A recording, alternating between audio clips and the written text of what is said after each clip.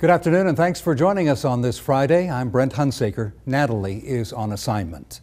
More protection for the victims of stalking. A state lawmaker from Boise says Idaho isn't doing enough and he plans to introduce a bill to strengthen state laws in the upcoming legislative session. Scott Logan has today's top story.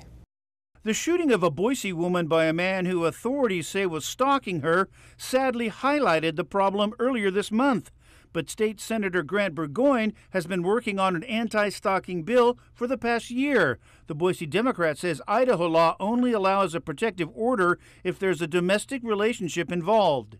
If you have someone you work with, if you just know somebody, if you have a stranger stalking or harassing you, you can't get a protective order under the current Idaho law.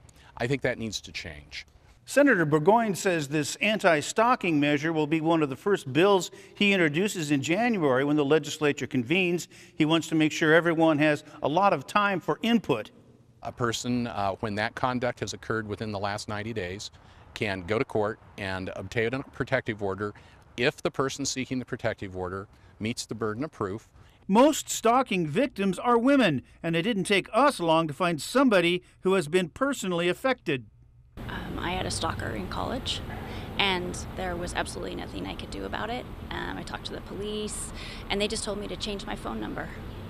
That was it, and it got really scary. Senator Burgoyne hopes his bill will remove some of that fear.